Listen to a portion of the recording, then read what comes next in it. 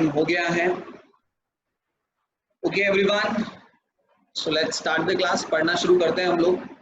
अच्छा मुझे ये बताओ, सबसे पहले तो लास्ट, वैसे तो मैं बहुत ज्यादा शुरू से रिवीजन नहीं लूंगा क्योंकि शुरू की चीजें हम लोगों ने काफी बार पढ़ ली है और आपको अच्छी तरह से समझ में भी आ गई है। इवन जो आपने टेस्ट दिया था सबने काफी अच्छा स्कोर किया था, तो अच्छी तरह से हम लोग पढ़ चुके हैं। सो आई डोंट थिंक कि फुल ऑन रिवीजन की रिक्वायरमेंट है कि हम शुरू से लेकर एंड तक सब कुछ रिवाइज करें, लेकिन स्टिल इट इज इम्पोर्टेंट कि आप लोग एक बार मुझे ये जरूर बता दो कि सिंगल कमोडिटी मॉडल में कार्डिनल अप्रोच से कंज्यूमर इक्विलिब्रियम पढ़ रहे हैं हम लोग, और लास्ट क्लास में मैंने आपको सिंगल कमोडिटी मॉडल में कंज्यूमर इक्विलिब्रियम किस तरह से समझा जाता है ये हम लोगों ने डिस्कस किया था। तो first of all just raise your hand and tell me, आप में से कौन मुझे सिंगल कमोडिटी मॉडल में कंज्यूमर इक्विलिब्रियम समझा सकता है। So I have one hand raise, that is of Ankita. और कौन बता सकता है भाई? सिर्फ एक ही स्टूडेंट है क्या?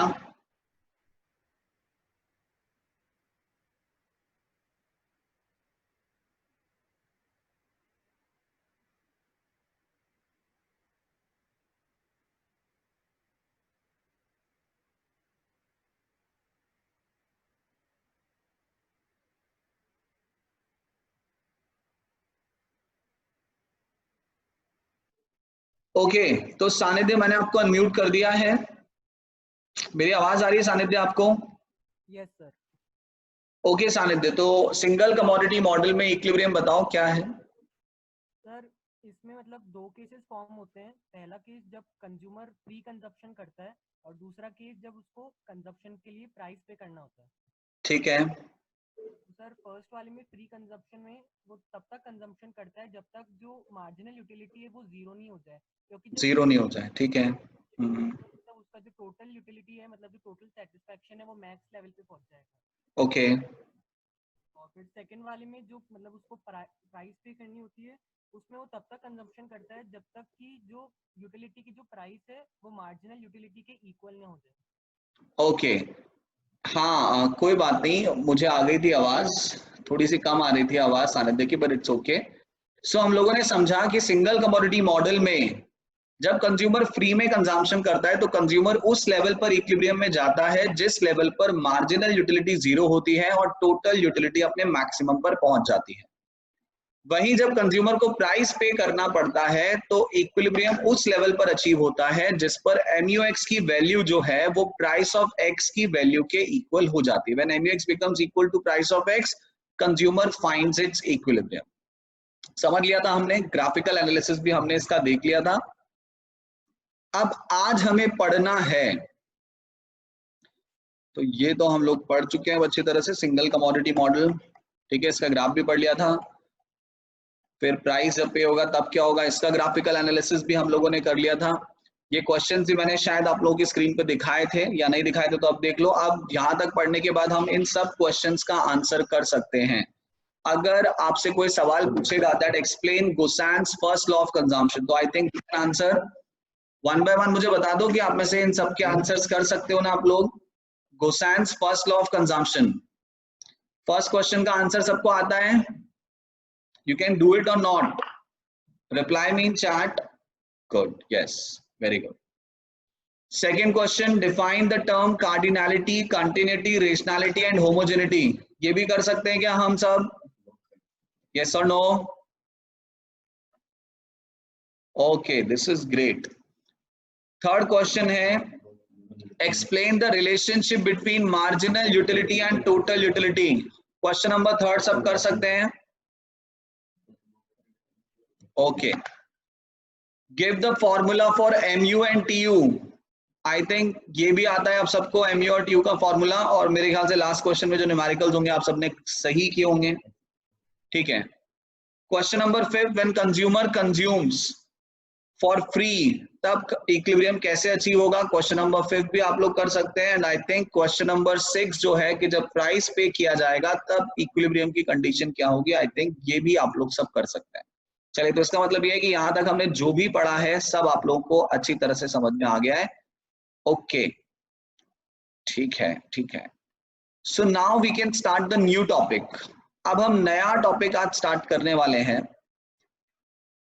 कार्डिनल अप्रोच में ही है हम, और सिंगल कमोडिटी मॉडल में इक्विलिब्रियम समझने के बाद अब जो नेक्स्ट टॉपिक हम लोगों को समझना है, this next topic is consumer equilibrium in two commodity model. अब हमें ये पढ़ना है कि अगर कंज्यूमर एक ही समय पर दो कमोडिटीज को कंज्यूम कर रहा है, यानी कि वो सिंगल कमोडिटी नहीं, दो कमोडिटीज को कंज्यूम कर रहा है, तो फिर वो बेस्ट सैटिस्फाइड कब और कैसे फील करेगा। Everyone listen once again, single commodity model में इक्विलिब्रियम कैसे आता है ये तो हम लोग पढ़ चुके हैं। Now we have to study कि अगर कंज्यूमर टू कमोडिटी मॉडल में है, टू कमोडिटी मॉडल का मतलब अगर कंज्यूमर एट ए टाइम दो कमोडिटीज को कंज्यूम कर रहा है, फॉर एग्जांपल जैसे मान लो आपको चॉकलेट्स खरीदनी है, ठीक है, और आपको डेयरी मिल्क भी लेनी है और 5 स्टार भी लेनी है, तो डेफिनेटली आप डेयरी मिल्क और 5 स्टार का क्या खरीदोगे, कोई सर्टेन कॉम्बिनेशन खरीदोगे, ठीक है। जैसे सपोज आपने खरीदा 3,5, तो इसका मतलब हुआ कि 3 डेयरी मिल्क आपने लिए और 5 5 स्टार आपने लिए। तो consumer equilibrium in two commodity model का मतलब है उस कॉम्बिनेशन का पता लगाना दो कमोडिटीज के जो कि कंज्यूमर खरीद रहा है, जिस पर कंज्यूमर अपने आप को बेस्ट सैटिस्फाइड फील करेगा, जिस पर कंज्यूमर को लगेगा कि हाँ यही कॉम्बिनेशन खरीदने के लिए तो मैं आया था। So this is called as consumer equilibrium in two commodity model। ये हम लोग को जो है नया टॉपिक पढ़ना है। मैं आपको पहले ही बता दूं इस टॉपिक को स्टार्ट करने से पहले that this is the most complex topic of this chapter। ये इस चैप्टर का सबसे कॉम्प्लेक्स टॉपिक है, इसीलिए हो सकता है जब हम पहली बार में इसे पढ़ेंगे ना तो एग्जैक्टली हमारे दिमाग में सारी चीजें क्लियर ना हो, लेकिन एक से ज्यादा बार जब मैं आपको इसे रिपीट कराऊंगा तो आपको ये अच्छी तरह से समझ में आने लग जाएगा, ठीक है। तो ये सबसे कॉम्प्लेक्स टॉपिक है, इसीलिए पूरा अटेंशन देकर के आपको इसे समझने की कोशिश करनी है। और मैं आपको कुछ चीजें आज लिखवाने भी वाला हूं, तो अपना कॉपी पेन आप तैयार भी रखना। चलिए ध्यान देना। नाउ ऑन योर स्क्रीन, मैं अपना वीडियो ऑफ कर देता हूं because it is not required now. Now on your screen two commodity model से कंज्यूमर इक्विलिब्रियम समझने के लिए हमें एक नई टर्म, एक नया कंसेप्ट समझना होगा, जिस कंसेप्ट का नाम है marginal utility of rupee। This is the new concept that we have to study, marginal utility of rupee। सबसे पहले आप लोग मुझे एक बात बताओ, हम लोग पैसे को क्या करते हैं? What we do with money, हम पैसे का क्या करते हैं? खाते हैं क्या पैसे को? खाते तो नहीं है ऑब्वियसली, तो हम पैसे का क्या करते हैं ये बताओ। Waiting for your replies in chat. Spend करते हैं, रिमझिम यूटिलाइज करते हैं, इन्वेस्ट करते हैं। इन्वेस्ट करने के बाद फिर हमें जो दोबारा पैसा मिलता है उस पैसे का क्या करते हैं? Ultimately what we do with money, हम ये इन्वेस्ट, अर्निंग, ये सब हम क्यों कर रहे हैं? यहाँ से हमारे पास जो भी पैसा आता है उसका फिर हम क्या करते हैं? Finally we brought essential things. That means हमें मार्केट में जाके पैसे को क्या करना होता है? स्पेंड करना होता है। हमें मार्केट में जाके पैसे को खर्च करना होता है, ठीक है। अब यहां पर हम जो टर्म मैंने अभी आपके साथ इंट्रोड्यूस की है, ये टर्म लिखी हुई है मार्जिनल यूटिलिटी ऑफ रूपी। इसका मतलब होता है जब भी कंज्यूमर रुपए की एक यूनिट को खर्च करेगा तो एक यूनिट ऑफ रूपी को खर्च करने से उसे जो सेटिस्फैक्शन मिलेगा that will be called as marginal utility of rupee. मैं एक बार फिर से रिपीट कर रहा हूं, we can understand this thing कि यूटिलिटी का मतलब तो सेटिस्फैक्शन होता है। अब यूटिलिटी ऑफ रूपी का मतलब क्या होगा? एज वी नो दैट कि पैसे को तो खर्च किया जाता है, तो मार्जिनल यूटिलिटी ऑफ रूपी का मतलब होगा जब आप मार्केट में जाकर के पैसा खर्च करोगे तो पैसे की एक यूनिट खर्च करने पर आपको जो सेटिस्फैक्शन मिल रहा है that satisfaction will be called as marginal utility of rupee. Everyone, आप सबके पास कॉपी पेन है ना? एक बार मुझे यस नो में रिप्लाई कर दो। एवरी वन ऑफ यू, आपके पास कॉपी पेन है? यस है। चलिए, तो आप एक छोटी सी हेडिंग डालिए, मार्जिनल यूटिलिटी ऑफ रूपी। मैं इसकी डेफिनेशन आपको लिखवा रहा हूं सिंपल लैंग्वेज में। मार्जिनल यूटिलिटी ऑफ रूपी की एक डेफिनेशन लिख लीजिए, फिर मैं आपको इसे और एक्सप्लेन करता हूं। मैं बोलना शुरू कर रहा हूं, so everyone please right. MU of rupee can be defined as MU of rupee can be defined as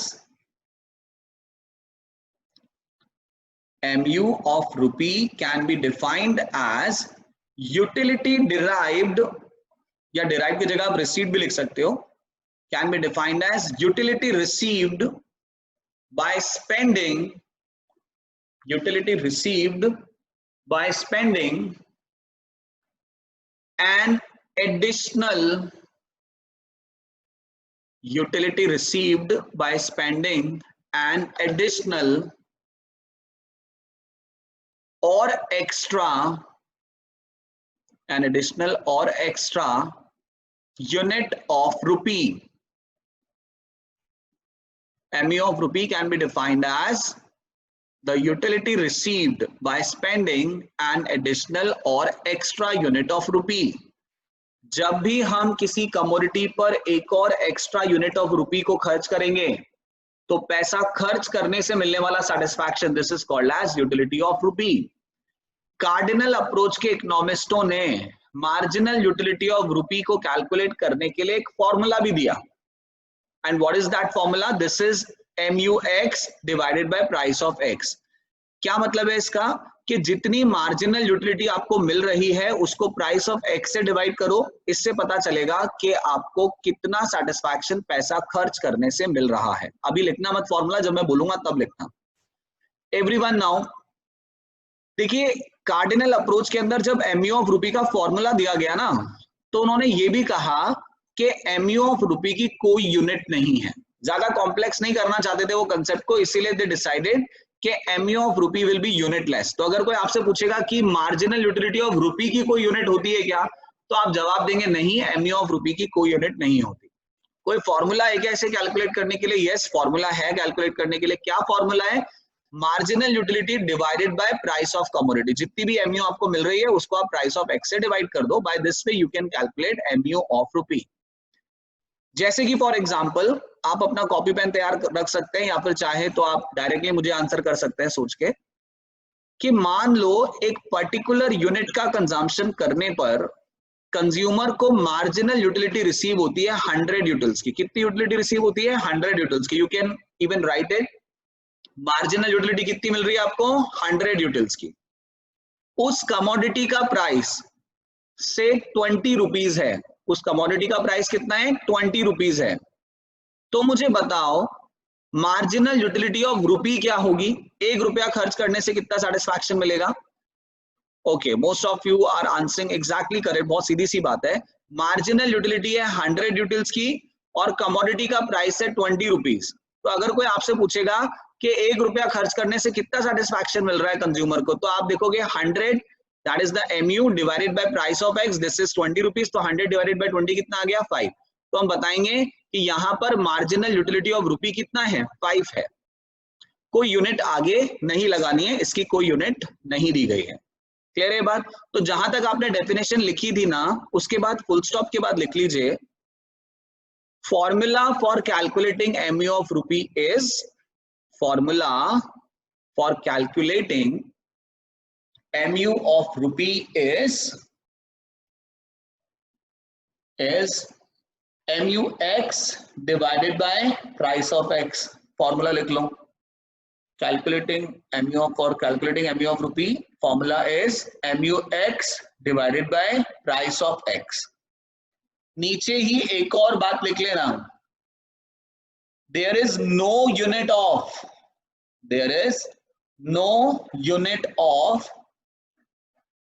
marginal utility of rupee।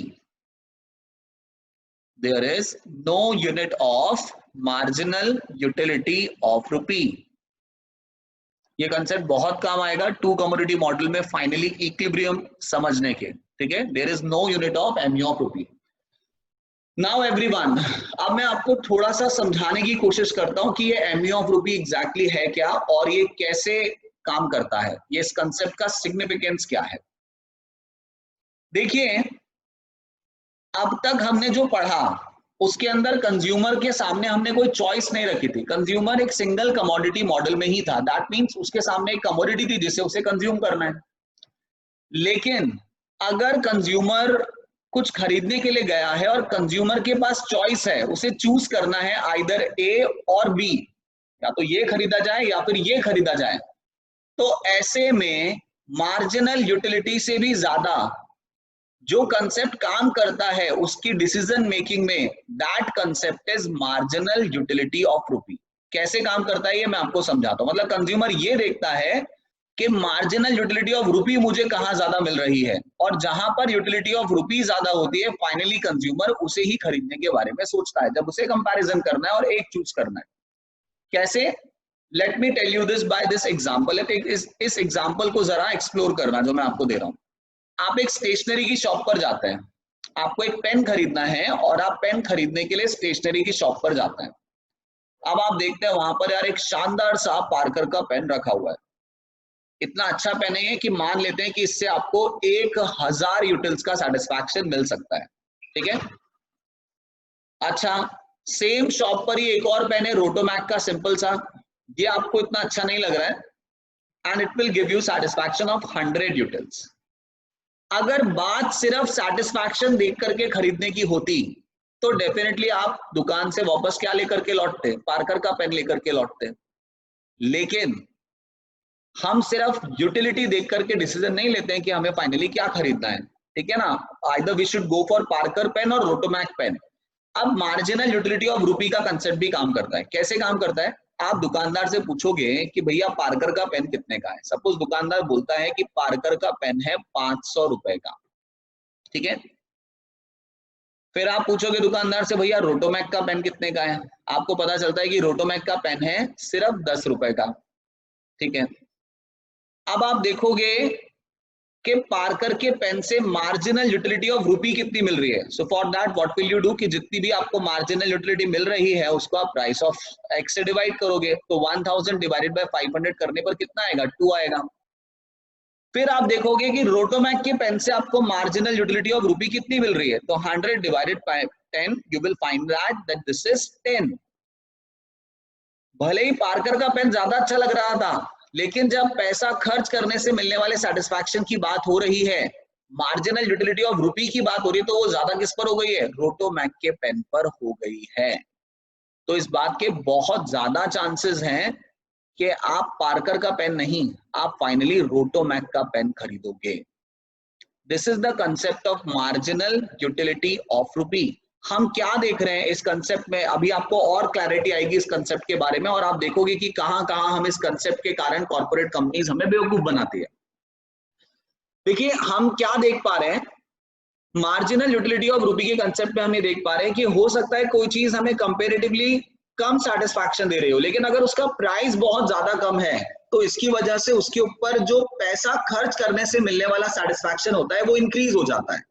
और मार्जिनल यूटिलिटी ऑफ रूपी ज्यादा होने के कारण भले ही उससे मिलने वाला सेटिस्फैक्शन कम है, लेकिन हम हो सकता है कि उसको प्रेफरेंस दें और हम डिसाइड करें कि हमें वो पर्टिकुलर कमोडिटी खरीदनी है।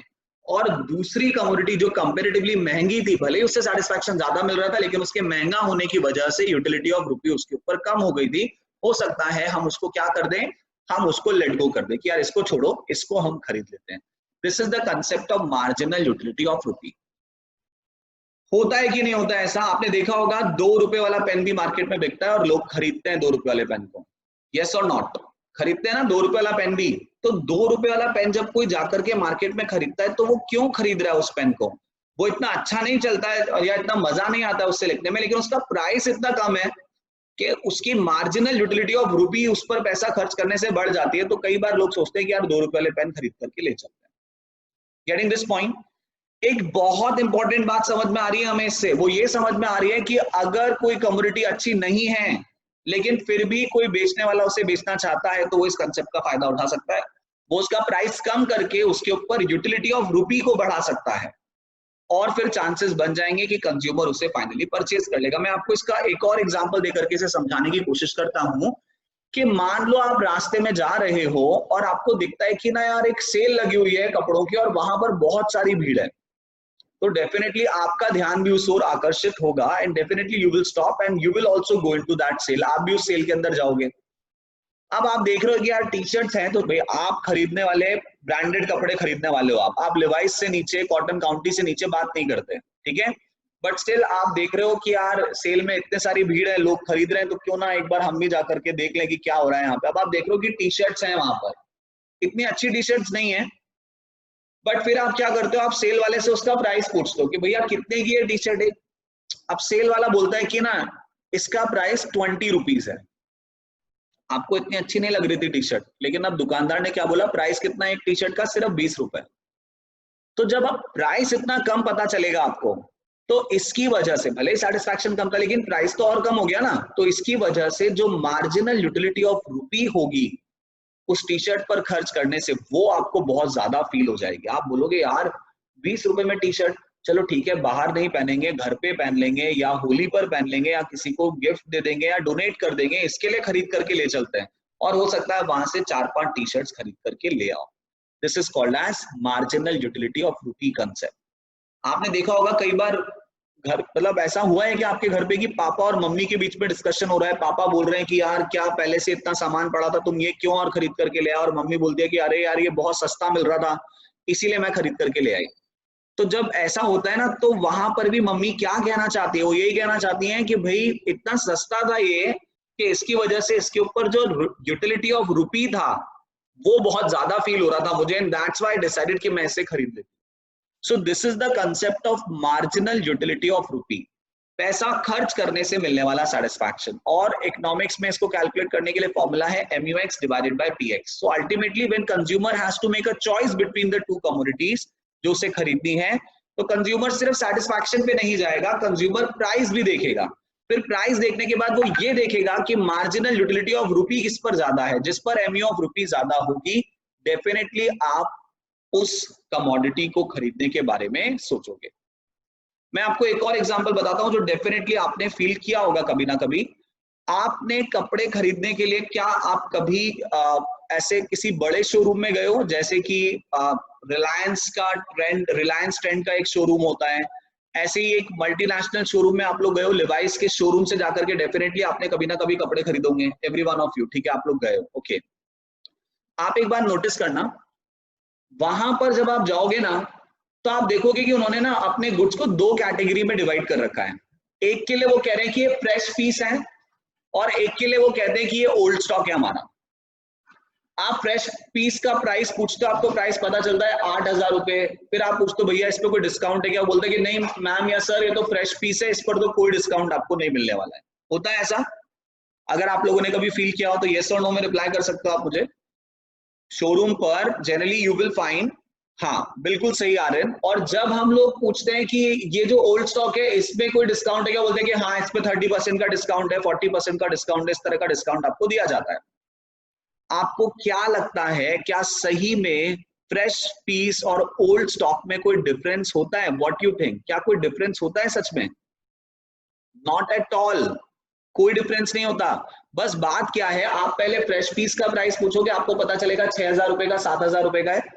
फिर उसके बाद जब आप ओल्ड स्टॉक की तरफ देखोगे तो आपको लगेगा कि यार यहाँ पर भी ऑलमोस्ट जीन्स और टी शर्ट्स वगैरह तो सेम ही है, और यहाँ पर तो प्राइस भी हमें कम पे करना पड़ेगा।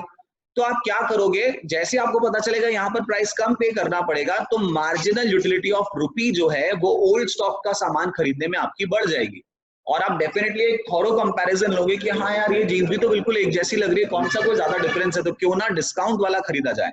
हाँ ये बात और है कि अगर आपको कोई खास पर्टिकुलर कलर या कोई खास पर्टिकुलर पीस बहुत ही ज्यादा पसंद आ गया है फ्रेश में से, तो वो एक अलग बात है। Otherwise now you will look into the old stock, और आप उसको एक्सप्लोर करके कोशिश करोगे कि यार यहां से कुछ मिल जाए और इसको हम खरीद करके ले जाएं। So what exactly happening here, यहाँ पर हो ये रहा है कि ओल्ड स्टॉक में से जो आप सामान खरीदने वाले हो उस पर अब आपको मार्जिनल यूटिलिटी ऑफ रुपी ज्यादा फील हो रही है, और आपका साइकोलॉजिकल एक्सप्लॉयटेशन यहाँ पर कंपनी करेगी, और आपको ये दिखाया जाएगा कि अरे 40% का discount and all that, marginal utility of रुपी देखो कितनी ज्यादा मिल रही है, फ्रेश में ऐसा ही पीस कितना महंगा है, यहाँ पर ये पीस कितना सस्ता है, और आप अल्टीमेटली ओल्ड स्टॉक में से डेफिनेटली कुछ ना कुछ खरीद करके ले आएंगे। और होगा कुछ नहीं, 1.5-2 महीने बाद वो जो फ्रेश वाला स्टॉक था वो चला जाएगा ओल्ड में, और कोई नया स्टॉक होगा तो वो दिखा देंगे वो फ्रेश में, और कोई डिफरेंस नहीं होगा, और दोबारा से आपके साथ ये साइकोलॉजिकल गेम खेला जाएगा, that is the marginal utility of rupee. Getting this point, ये बात आपको समझ में आई क्या कि मार्जिनल यूटिलिटी ऑफ रुपी क्या है?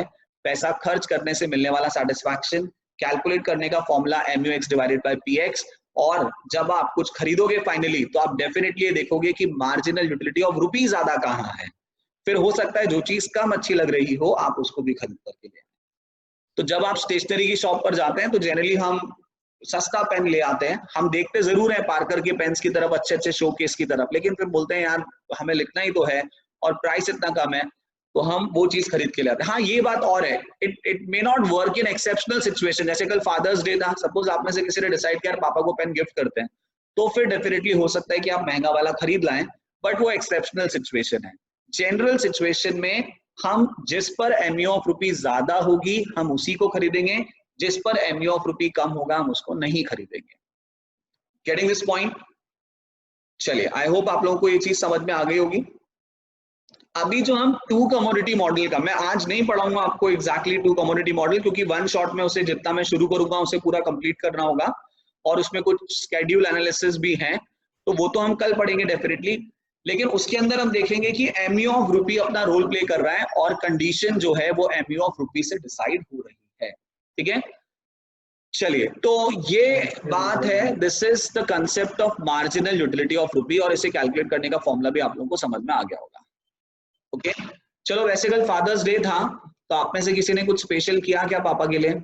कोई गिफ्ट आपने दिया हो या कुछ स्पेशल अगर आपने किया हो तो किसी ने किया क्या? किसी ने? ओके, दिशा ने किया। क्या किया दिशा आपने बेटा? व्हाट यू डिड फॉर पापा? आर्यन ने भी किया। दिशा ने क्या किया? आर्यन ने क्या किया? वंशिका ने, आपने क्या किया? सेलिब्रेशन, क्या बात है, सेलिब्रेशन पापा के लिए था कि वो तो अपने लिए? आर्यन ने वॉच गिफ्ट की, क्या बात है, गुड। रिमझिम ने केक बनाया, वही वाला जो बहुत ज्यादा आजकल फेसबुक वगैरह पे आ रहा है। वंशिका ने टी शर्ट दी, बिस्किट वाला जो हाइड एंड सीक से बनता है। फोटो फ्रेम एंड कार्ड, दिशा, फिर तो पापा बहुत खुश होंगे, इसमें तो बहुत मेहनत लगी होगी आपकी, क्या बात है। Okay, gifted shoes and shirt, क्या बात है, good, very good, this is nice. चलिए खैर, सो आज नेक्स्ट टॉपिक पर मैं नहीं मूव कर रहा हूं, मैं आपको, भले ही आप चाहो तो मैं आपको स्लाइड्स दिखा देता हूं नेक्स्ट टॉपिक की, तो शायद हो सकता है कि स्लाइड देखने के बाद आप भी बोलो कि हाँ सर कल ही स्टार्ट करते हैं, आज तो रहने दो। नेक्स्ट हमें अब टू कमोडिटी मॉडल में जब हम इक्विलिब्रियम समझेंगे ना, तो फिर हमें ये कंडीशंस देखनी है कि ये टू कंडीशंस क्या होती हैं, और जिस कॉम्बिनेशन पर ये दोनों कंडीशंस फुलफिल होती है उस पर्टिकुलर कॉम्बिनेशन को हम कहते हैं कि हमारा बेस्ट कॉम्बिनेशन है। और फिर इसके ऊपर बेस्ड कुछ क्वेश्चंस भी हमें सॉल्व करने हैं, जिसके अंदर हम ये देखेंगे कि इक्विलिब्रियम है या नहीं है, और अगर इक्विलिब्रियम नहीं है तो इक्विलिब्रियम आने के लिए कंज्यूमर को क्या सजेस्ट किया जाए। तो ये जो तीनों स्लाइड्स तो नहीं, ये तीसरा तो मैं आपको फिर कल ही बताऊंगा, बट ये दोनों स्लाइड्स हमें एक ही साथ पूरी क्लास में कंप्लीट करनी है। दैट्स व्हाई हम आज इसे स्टार्ट नहीं कर रहे हैं, इसको हम कल स्टार्ट करेंगे। ठीक है, चलिए, so that's all for today. मैं आज आपको इतना ही करवा रहा हूँ, और अभी नाउ वी हैव टाइम, आपके पास कम से कम 20 मिनट है अकाउंट्स की क्लास स्टार्ट होने से पहले, तो आप 20 मिनट तक इंतजार कर लीजिए, थोड़ा सा